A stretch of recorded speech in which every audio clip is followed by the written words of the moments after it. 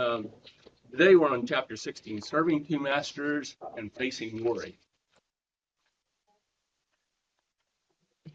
Anybody still punching the clock around here? Sorry. So I'd like to have 3 volunteers and 1 volunteer read this first slide, and then we'll have somebody else read the next slide. And so anybody want to? Arlene? No one can serve 2 masters, for a slave will either hate the one and love the other, or be devoted to the one and despise the other. You cannot serve God and wealth. Therefore, I tell you, do not worry about your life, what you will eat or what you will drink, or about your body, what you will wear. Is not life more than food, and the body more than clothing? Look at the birds of the air. They neither sow nor reap, nor gather into barns, and yet your heavenly Father feeds them. Are you not of more value than they? Next. I don't care. I can read. Okay, that's good. And can any of you, by worrying, add a single hour to the span of life? And why do you worry about clothing? Consider the lilies of the field, how they grow. They neither toil nor spin. Yet I tell you, even Solomon in all his glory was not clothed like one of these. But if God so clothes the grass of the field, which is alive today and tomorrow is thrown into the oven, will he not much more clothe you, you of little faith? Therefore do not worry, saying, what will we eat, or what will we drink, or what will we wear?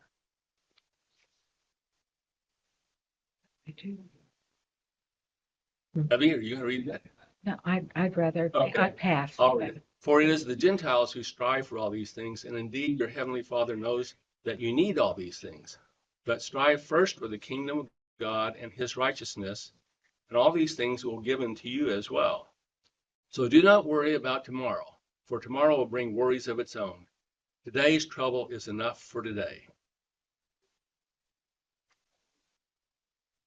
So, is there anything personally challenging in this message? The whole message. The whole message? Yeah. Okay. Anything in particular, or you just the whole thing? How do you not worry? I was going to say, how do you not worry about tomorrow? Yeah. The Sunday dreads are the real thing of, dreading the next day because you know it's coming, but you can't do anything about it. And so you can't sleep because all you're doing is worrying about it. Happens almost every Sunday. Okay. Bolton says 1 boss is hard enough. What's the problem with having 2 bosses? Different projects. Projects? Arguing.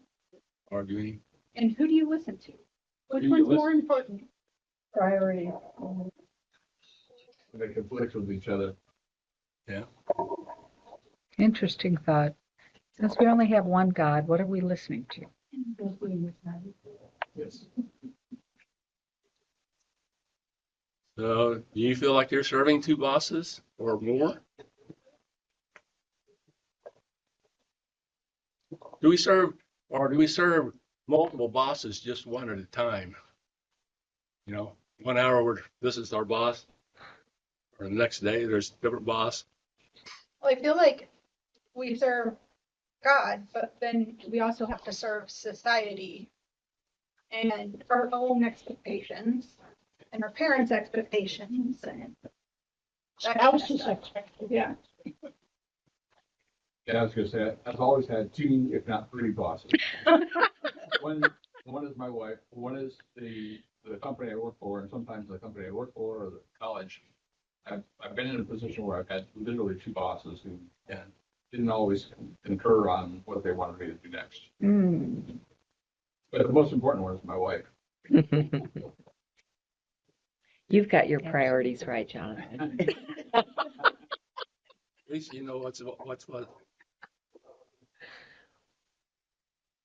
In what ways do we serve wealth?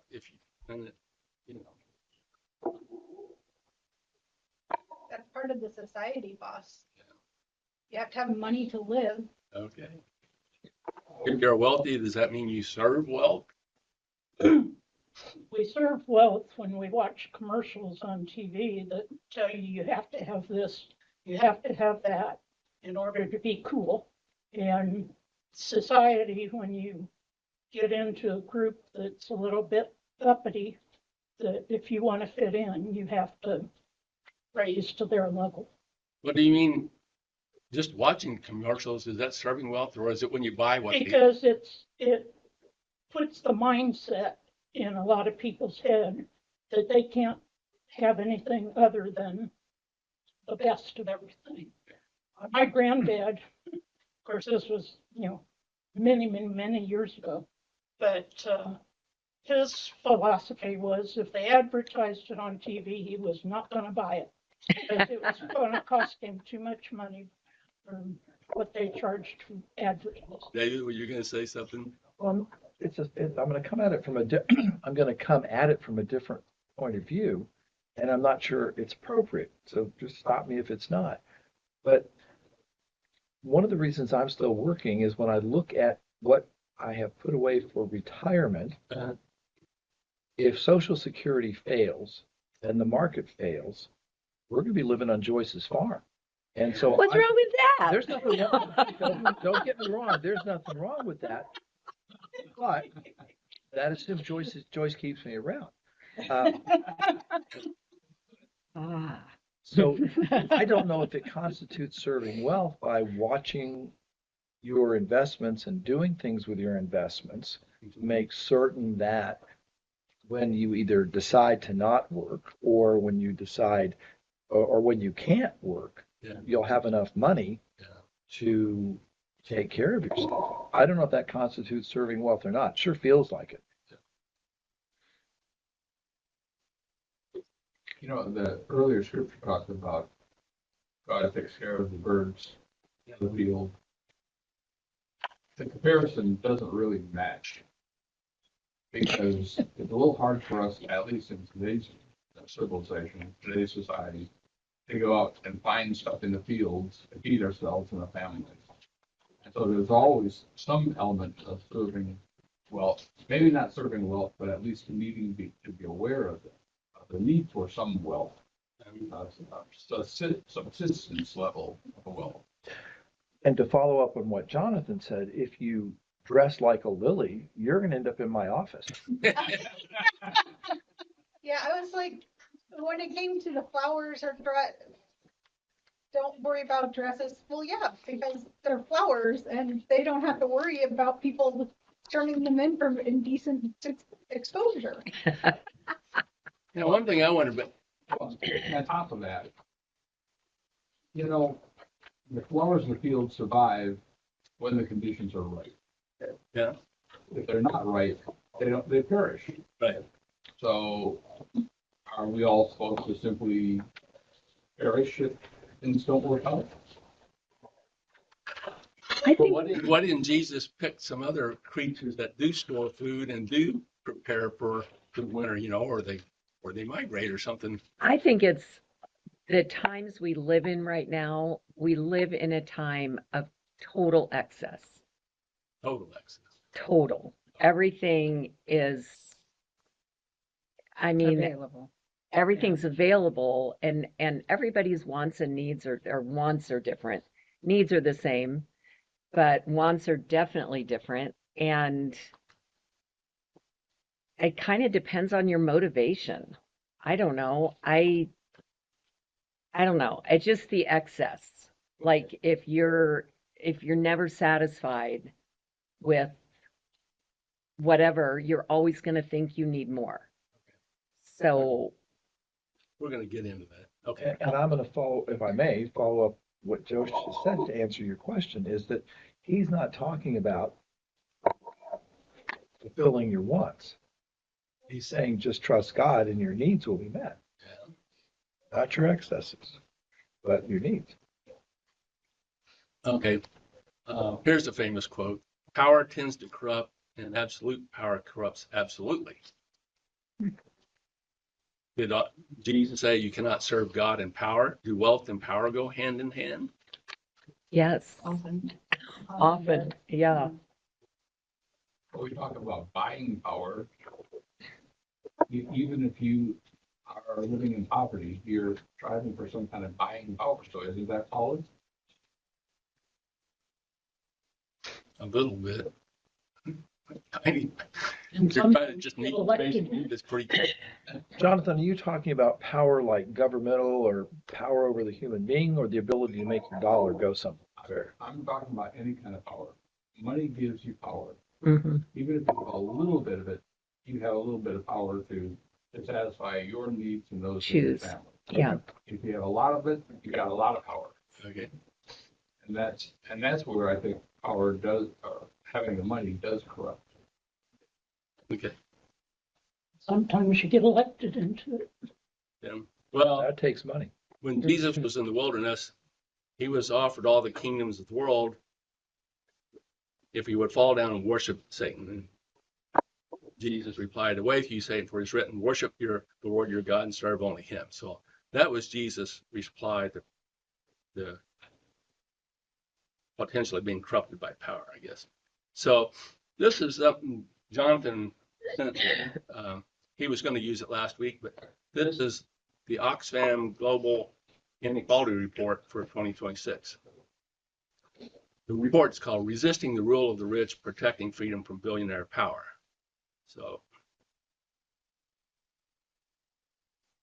this report says that billionaire wealth surged 16% last year to $18 billion, and it was growing 3 times faster than it had previously for the previous 5 years.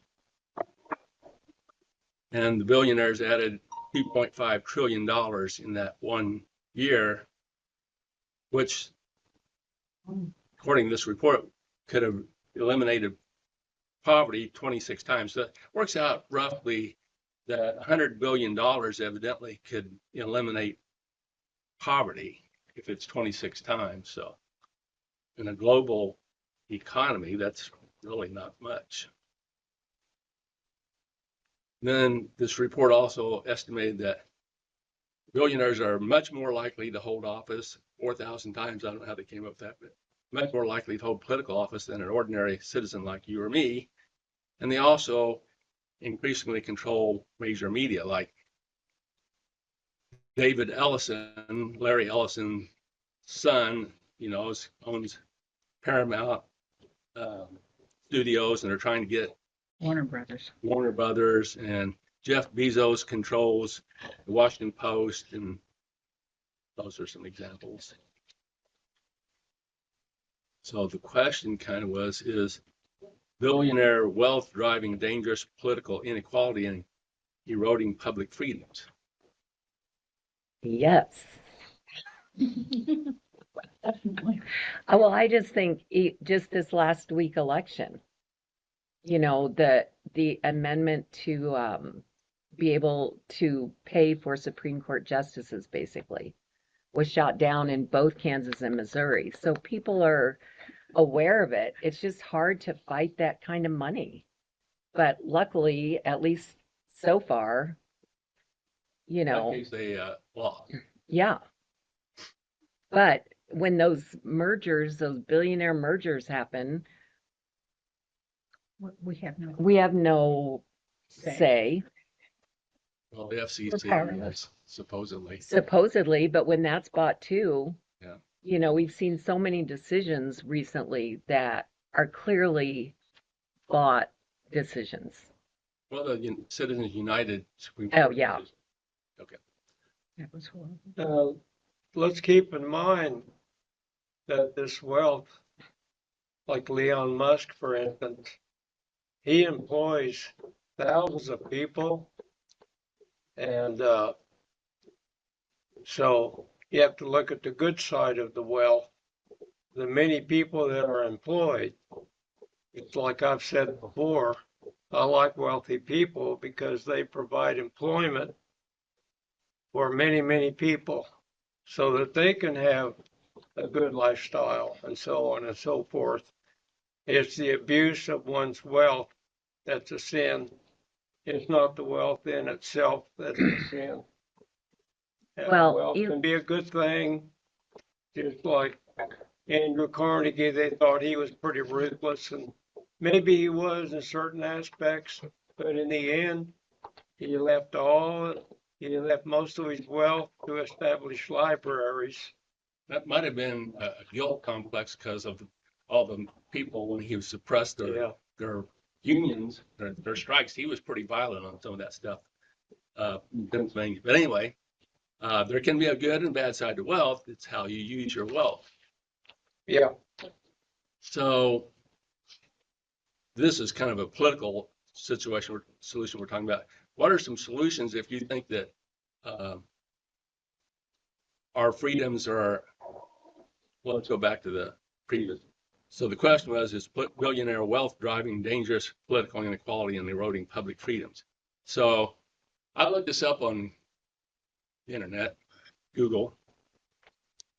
And of course, we know Elon Musk contributed about $290 million for the last campaign, and Larry Ellison's through his PACs gave like 45 million, and Jeff Bezos, I think they estimated 17 million. Zuckerberg didn't. He stayed out, at least through the campaign. He put in $1 million for the inauguration celebration. So what that money could have done if it wasn't wasted on campaigns. Yeah, but so there's this is some solutions that are possible. Implement higher taxes on extreme wealth.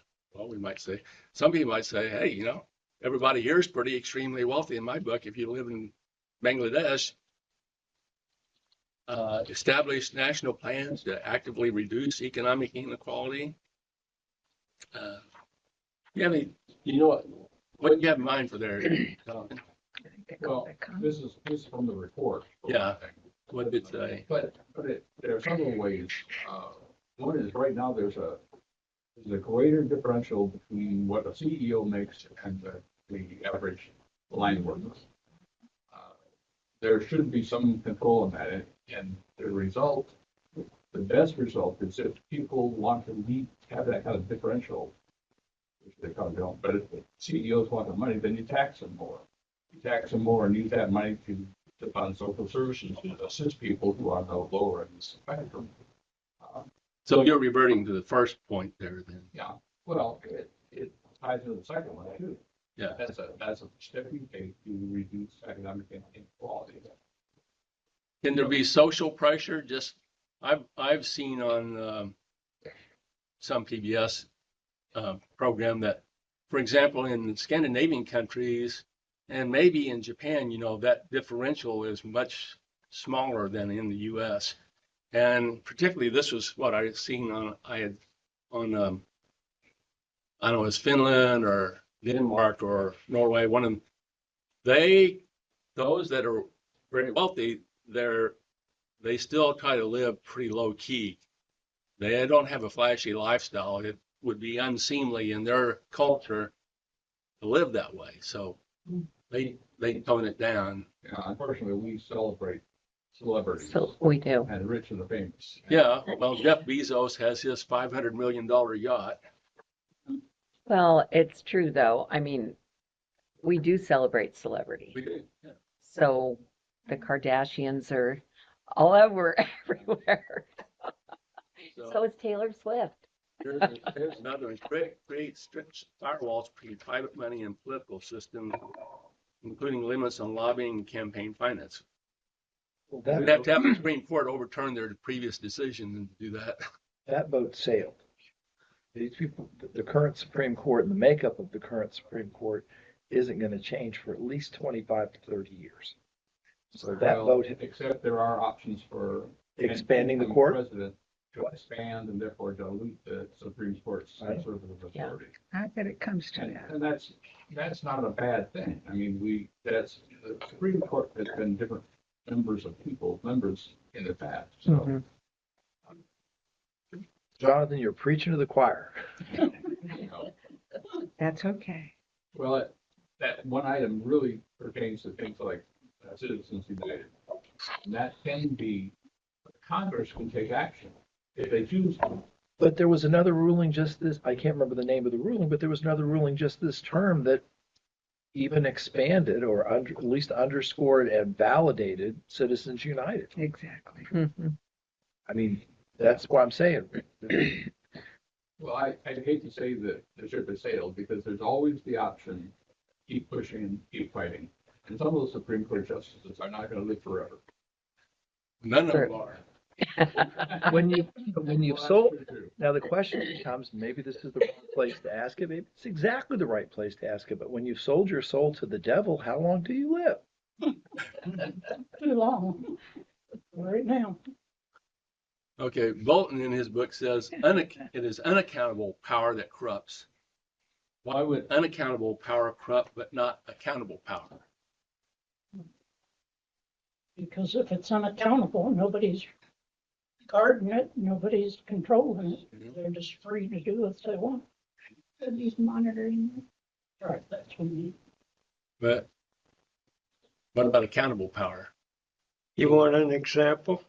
Vladimir Putin. They claim he's wealthy, and look what he's doing, killing women and children, sending missiles to apartment buildings. Yeah. You think he will be ultimately accountable? Yeah, in hell he will be. I'm talking about in his lifetime. You think that's going to possibly? I hope if the United Nations had any backbone, they'd charge him as a war criminal and arrest him. Yeah, I think he He has. already has The been United charged. Nations has no backbone, and the people who run it are selfish and self-serving. Well, Jim, according to David, go ahead, David. Well, I think he's already been charged as a war criminal. Yeah, yes. Huh? I think he's already been charged as a war criminal. Has he been held to account? Oh, They're heck not no. doing anything about it. Agreed. Because he has enough security Mhm. shielding him. Hard to take people down when that person already has so much control. And just takes out his enemies before they get a chance to take out him. But you can turn back to when Gorbachev lost power.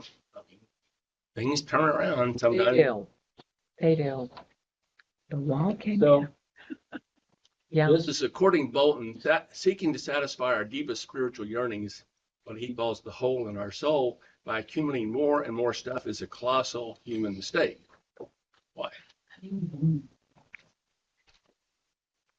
When you get older, you wonder, why in the heck did I buy all this stuff? Well, it's bicycles and apples. The hole in your soul is spiritual. Material doesn't fill the hole in the soul. You can't put sand in your tire in your gas tank when you're out of gas. The two don't.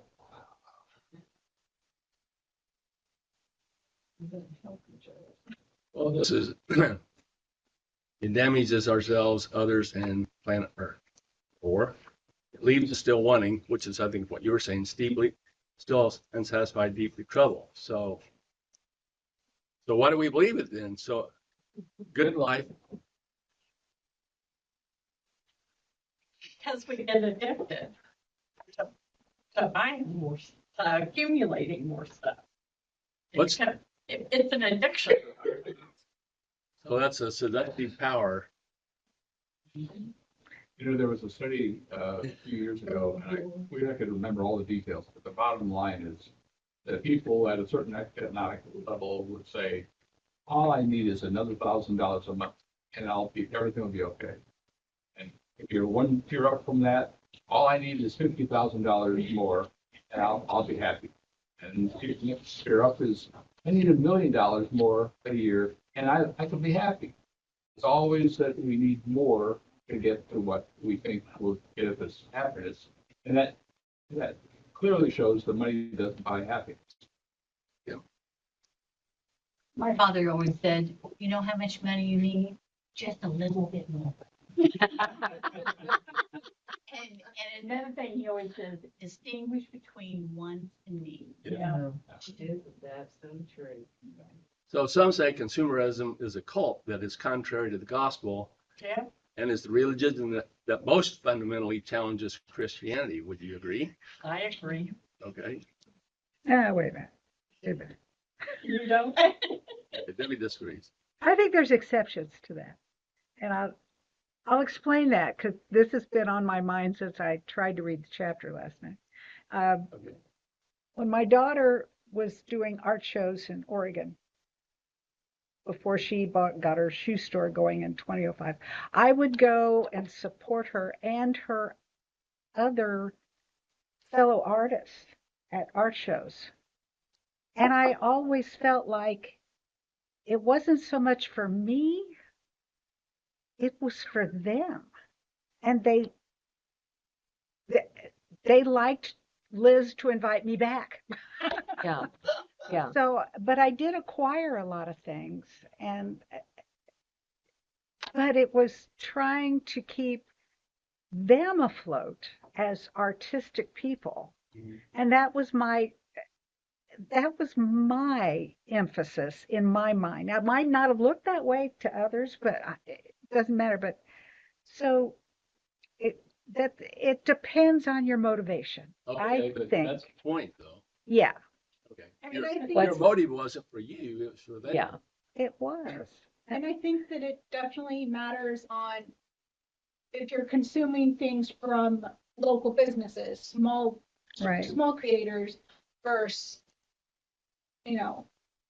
Bezos and big companies that don't even know what they have. I think here, when they talk about consumerism, it's about, I need more stuff. I need more stuff, and it's the never ending. I need more stuff. Yeah, Coral hit the nail on the nose. Whatever she did it. Nail on the head. The There point is you it go. depends on how you Nail on the define head. consumerism. How many in this room are not consumers? Right. Exactly. So How do you think of yourself? we all need to buy and sell either goods or services. So how do you define consumerism? If it's a necessary evil for our people to exist in this society. I've seen articles written, though, that people distinguish between, do you think of yourself as a citizen or as a consumer? And politicians are calling us consumers. They talk about, here's what one guy said to say, you may find this kind of interesting, but here's what he had to say about consumerism. I belong to the cult of the next thing. It's dangerously easy to get enlisted. It happens by default, not by choosing the cult, but by failing to resist it. The cult of the next thing is consumerism cast in religious terms. It has its own litany of sacred words: more, you deserve it, new, faster, cleaner, brighter. Has its own deep-rooted liturgy: charge it, instant credit, no down payment, deferred payment, no interest for 3 months or 6 months or 2 years, get longer. It has its own preachers, evangelists, prophets, and apostles. The admin, pitchmen, celebrity sponsors. Has its own shrines, chapels, temples, meccas in malls, superstores, club warehouses. It has its own sacraments, credit and debit cards. It has its own ecstatic experiences, the spending spree. The cult of the next thing's central message proclaims, crave and spend, for the kingdom stuff is here. 1999. Yeah, what year he wrote that.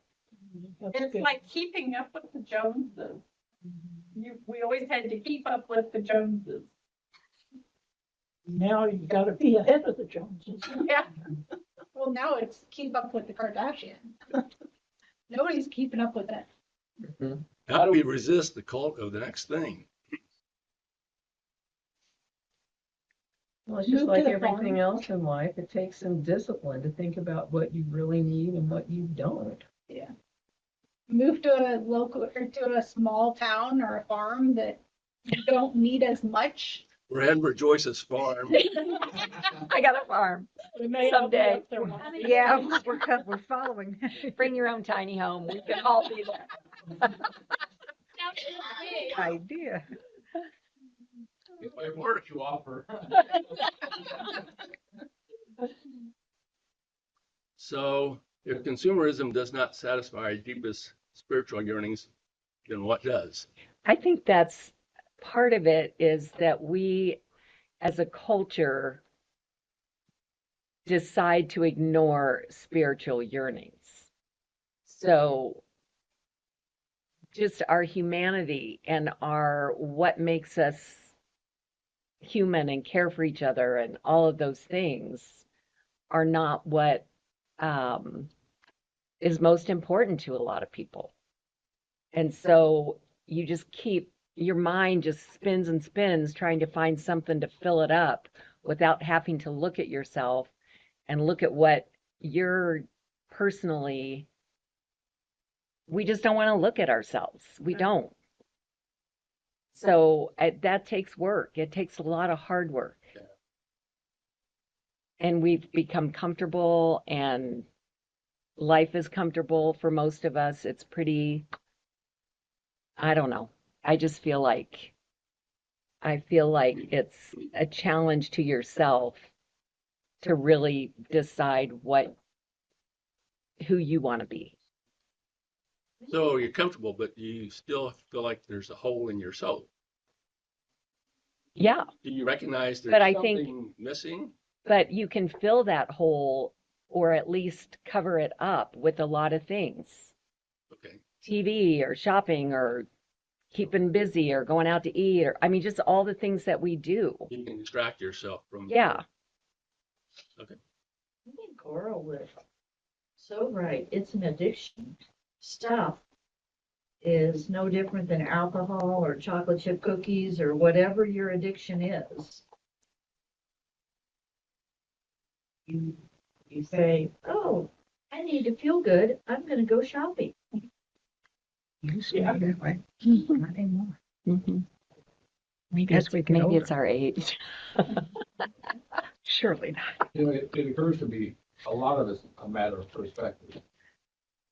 There's nothing wrong with a shopping center. There's nothing wrong with consumers. There's nothing wrong with have admin to promote products. Those are all generating jobs, and people need jobs. The emphasis is the problem. And he's been very clever in equating it with kind of religion and all that sort of thing. But the bottom line is just our attitude. It's how we enter into it. Shopping can be a spiritual experience. Going to buy goods for the Center for Hope. Yeah. Any of those kinds of things can be, and even as we go in, if we treat the people behind the counter with respect, that can be a spiritual experience. So consumerism doesn't have to be an evil item. It can be cast that way. But the bottom line is our attitude, it's us bringing that spiritual aspect into everything we do. Okay. Sorry to be canon. So if consumerism does not satisfy our deepest yearnings, what does? Well, this is what Bolton said. He says it's relationships. What's so great about relationships? What's so great about them? Well, if it's obvious, then I'll say, here's the benefits. This is Bolton's book again. Somebody, Rathbone, did a psychological study, came out in Happily Ever After. So these are benefits. They came up best predictor of long-term health, improve happiness, physical health, longevity. He says loneliness kills. There's lots of articles that you read in the paper and magazines and on the news today about people feeling lonely even though they're in contact with thousands. But that's not face to face, and I think there's something about being with a real person. You invest something in each other. Another benefit is protect our mental ability to know, learn, understand, as well as our physical health. And it's the quality. This is back to that, what you were saying, Jerry. Quality of relationships is key, not quantity. So I have this little book. It's really small. It's called The Surface Berry, written by Robin Wall Kimmerer, who wrote Graded Grass for those who are fans of that book.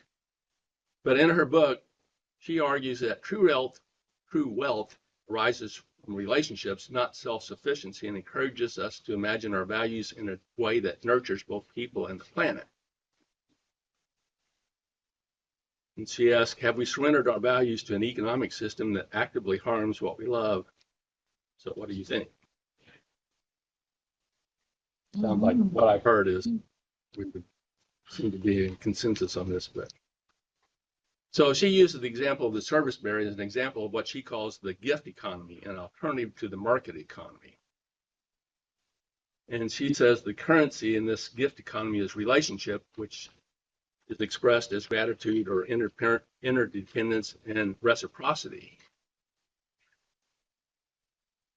So a gift economy nurtures the community bonds that enhance mutual well-being, and the economic unit is we rather than I. So the focus is like Debbie was on other people. So those who have, give to those who don't, so everyone in the system has what they need. And the gift economy, wealth is understood as having enough to share, and the practice for dealing with abundance is to give it away. And I found this little story. It's in Lewis Hyde's book, The Gift, about a researcher. He was learning from the hunter-gatherer community in the Brazilian rainforest. And so the hunter brought home a large kill that was way too much for his family to eat by themselves. So the researcher asked the hunter what he would do, how he would store the excess, because smoking and drying were ways you could store meat. But the hunter was puzzled. Store the meat? Why would he do that? He sent out an invitation to a feast, and everyone in his group, all the neighboring families, gathered his fire, and they ate every last morsel of what he had killed. But the researcher was still puzzled, asking again, why didn't he store the meat for himself? He said, store my meat? I store my meat in the bellies of my brothers and sisters. That's the gift economy. And a few days ago, Bill Dalton, in an op-ed on homelessness, said, I've convinced myself there's nothing wrong with being fortunate. What's wrong is not sharing your good fortune with others. And I think the hunter was an example of that. So a question comes up, and I think I heard Ryan say this a couple of weeks ago. He said, something like the gift economy works in a small group, but how do you scale that up to a large community? And some of what I'm going to share, I think, came out in that conversation 2 weeks ago, or last week, maybe it was last week, I don't know.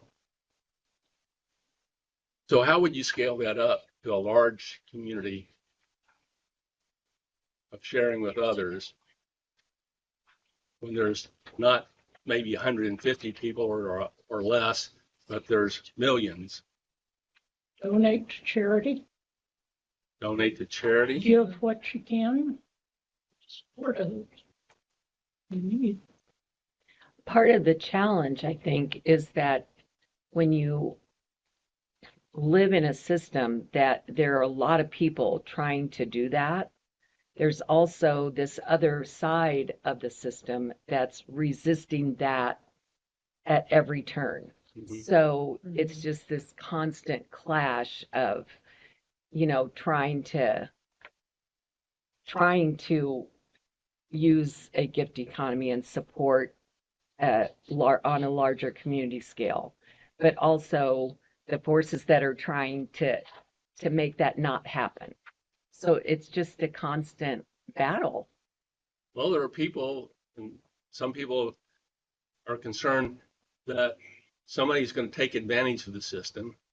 And so they're more worried about the people taking advantage than. Right.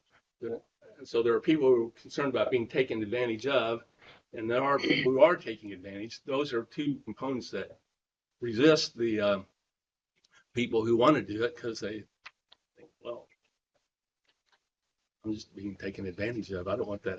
I'd rather exclude Everybody. 10 people that deserve it rather than one person who doesn't deserve it get it. It can get kind of lopsided there.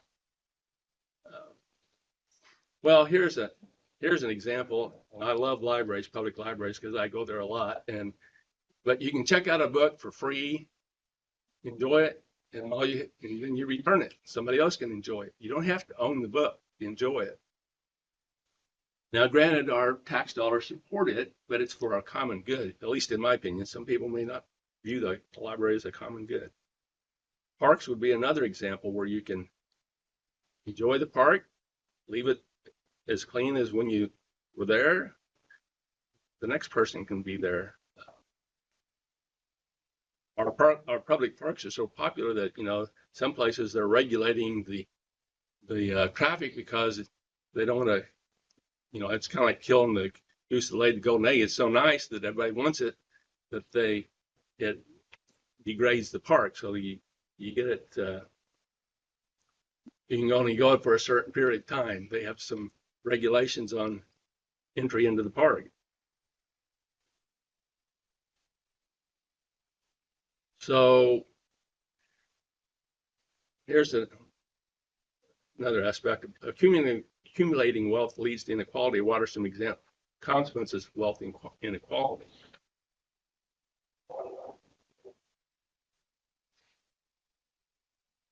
Well, there's another study he cites in his book on the effects of income inequality. So they found with the greater differential,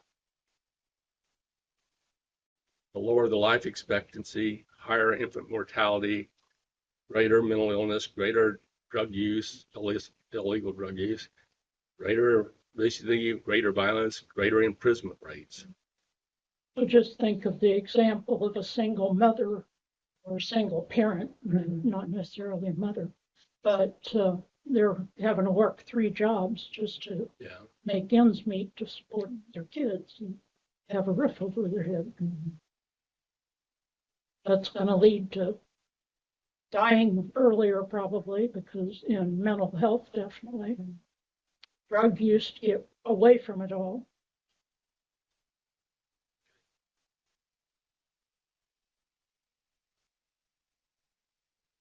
Do you think greater wealth inequality weakens communities?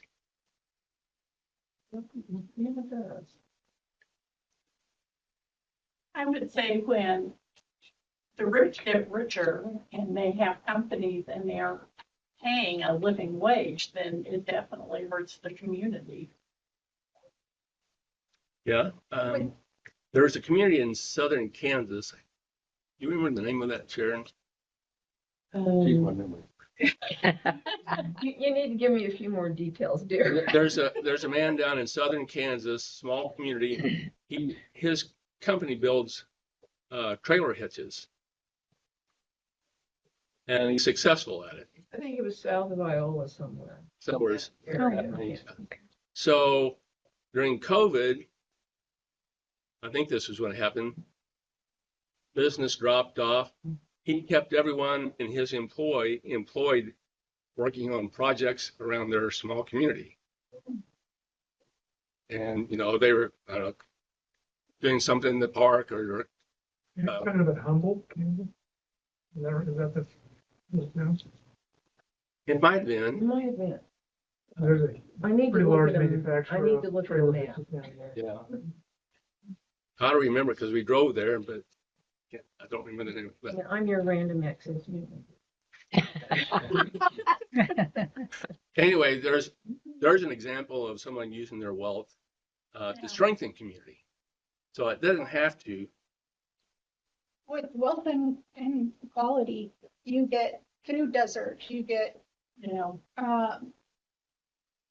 health deserts where they don't have enough money to bring in stores, or the stores that are there can't support themselves anymore, so they go out of business. And it's just a vicious cycle of they need health, they need healthcare, they need food, but nobody can afford to keep it going long enough to help the community. B&W Trailer Hitches in Humboldt. Okay. Company. You know, I know a college student who's working at a company for the summer and he's making $15 an hour. That sounds like pretty good wages. That's the same wage that's being paid to full-time workers, adults who have families. $15 an hour times 2,080 hours, that's 40 hours a week, ends up being $31,200. And then you get to take taxes off of that. Mhm. And that's not even minimum wage. That's not livable. Yeah. I mean, if you have a family, maybe for a college student, that's pretty good summer employment. Yeah. But for a family, and that's the kind of disparity that we're talking about. Right. Kansas and Missouri have some of the lowest minimum wages. They still go off of the national minimum wage, which is $7.50 $0.50, yeah. an hour.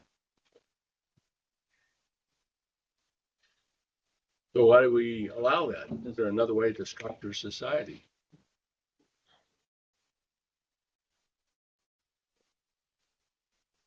It just takes the will to do it.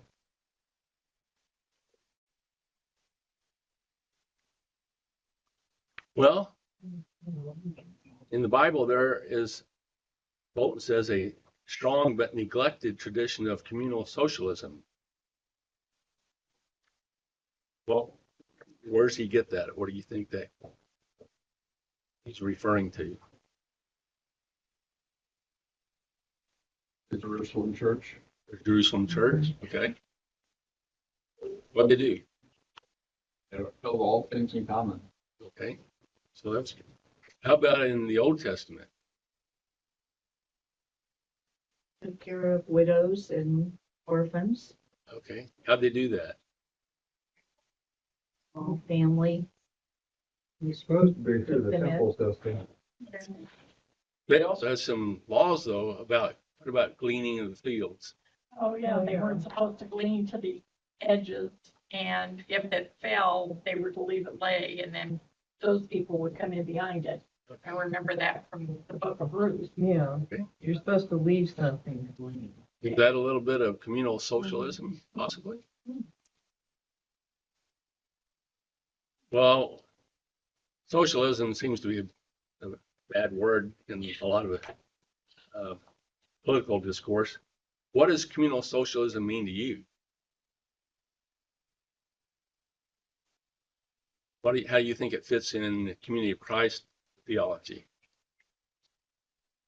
To me, it means taking care of marginalized, the sick, the poor, the widow, the orphan, making sure people can get educated and see a doctor, Okay. that they have enough to eat, they have a roof over their head. What was one of the what do you say? One of the major revelations early in the church? Seek to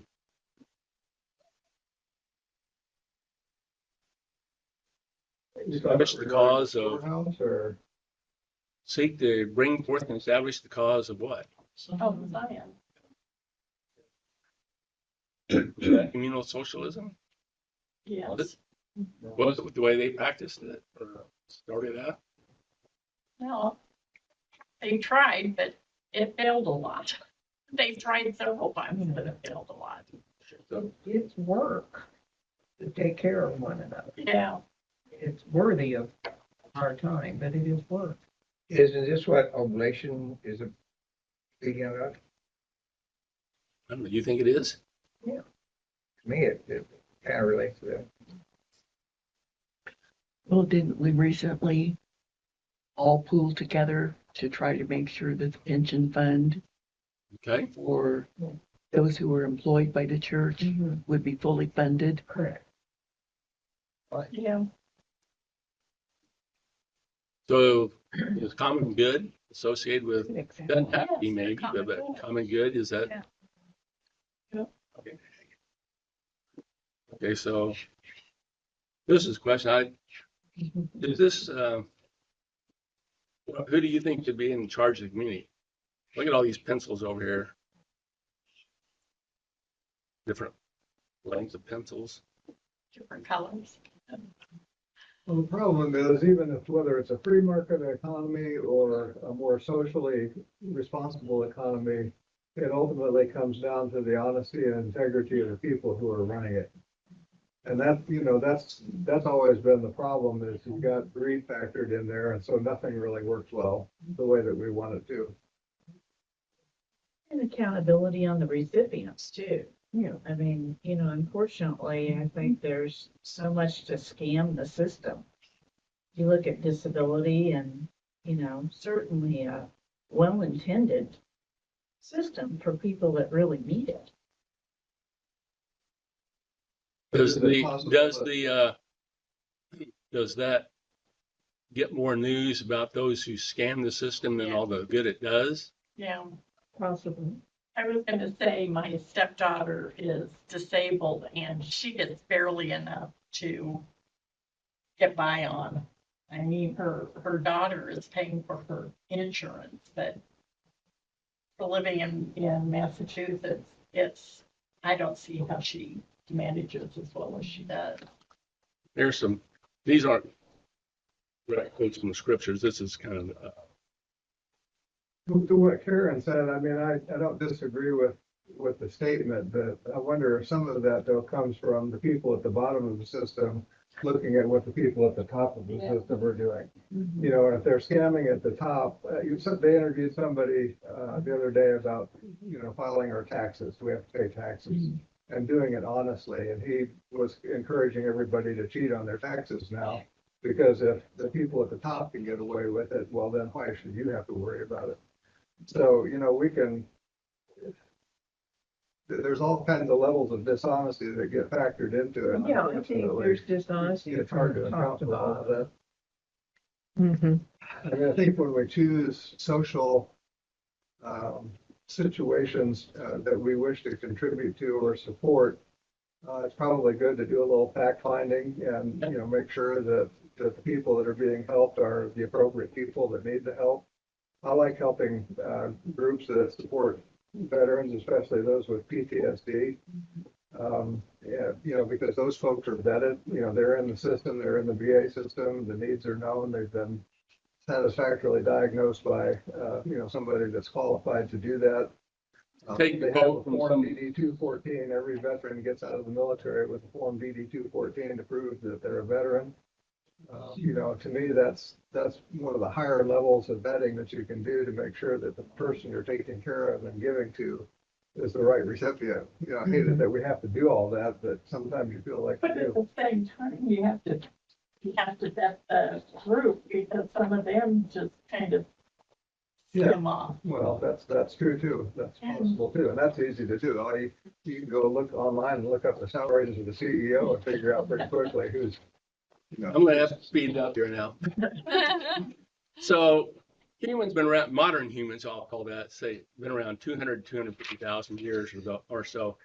95% of that time, we lived in hunter-gatherer groups, which, as we saw the example in the story about the hunter, were more egalitarian ones that, at least that's what scholars think, that anthropologists, archaeologists, and all that.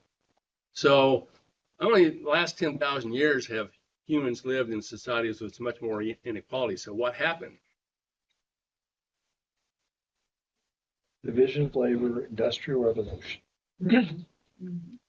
Well, some people started off with agriculture. Well, agriculture. Yeah. Well, something of value that they traded, probably. Mm-hmm. So we developed more complex economies, if you want to call it that, the gift economy. Larger number of people. Larger number of They say people. slavery? Here's just a food for thought, so to speak, the pun. You got enough food calories in the world to feed 8 billion, but there are people starving. So, You know, my house that I live in was built in the early 40s, I guess. And it has little tiny closets because they didn't expect you to have a huge wardrobe back then. You had a few outfits and that was it. So, you know, we've gotten to the point in society that when you're living with a lot of people close together, you end up needing, or you think you need more than if you lived out on a farm and you just needed a couple of, changes of clothes to go to town on or go to church on, and the rest of it is work clothes. So you're talking about recognizing when is enough.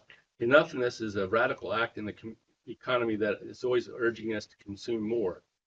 That our wealth and security needs be met by sharing. And we've heard this one, I'm sure. The world has enough for everyone's need, but not enough for everyone's greed. And then tell that by the scams that are going on constantly. Though I think of medieval times where the lords were taxing the peasants, and this is age old. Yeah. So we worry, even though Jesus says, don't worry. We worry about lots of things, our health, the future, not having enough, keeping up with the Joneses. List goes on and on. And we talked about where we look for satisfaction.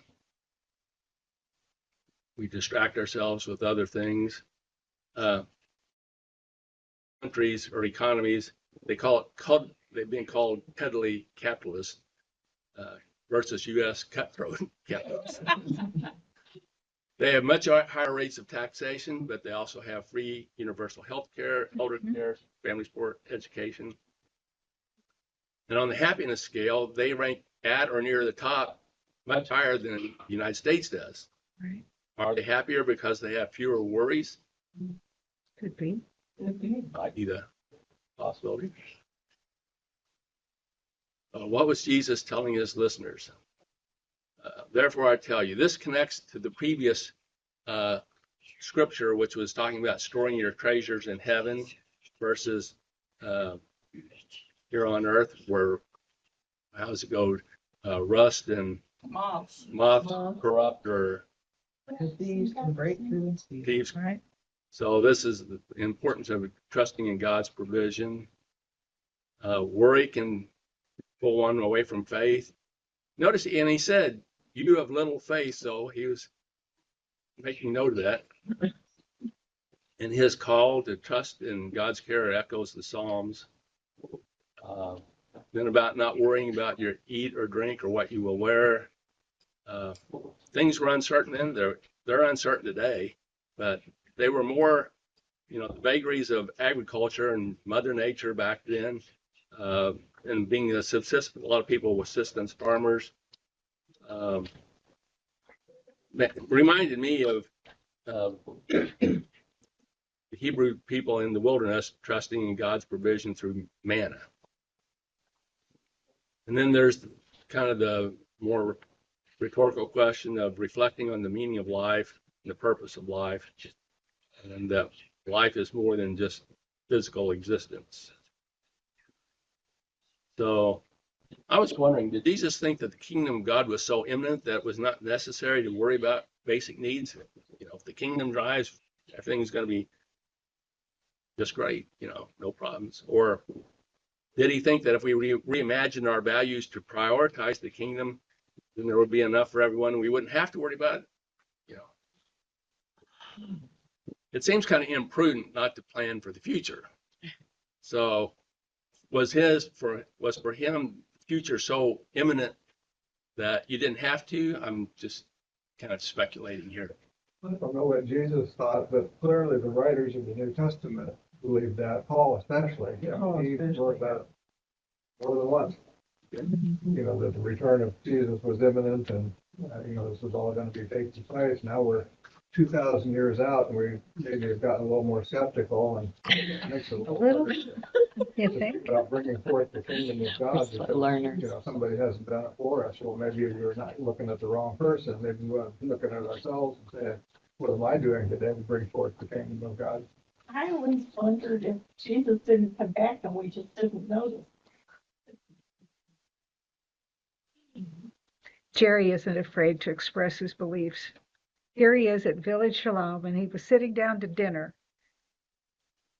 with probably 3 or 4 Jewish people in earshot, and he was preaching Jesus Christ. It was so heartwarming. I was a little embarrassed at first, and then I thought, he's in his happy place, because this is what fills his life, fills his soul. And then I talked to one of my Jewish friends. He says, well, I haven't, about Jesus Christ. He says, well, I haven't met him yet. Oh. So good point. I haven't either. But I just wanted to share that little anecdote. Gandhi told the guy that the Hindu, or no, told the reporter, I think, about Jesus. He said, I like your Jesus very much. You guys should try hard to be like him. Exactly. Yeah. Okay, well, here is a prayer thought. What is my heart really set upon? God, help me to seek first your kingdom. Free me from worry and let me relax in the gratitude and being content with enough. Amen. Yeah. So next week, hopefully Jane feels well enough to be here and we'll lead a discussion on judging others. Guess not. So thanks for all the participation and sharing.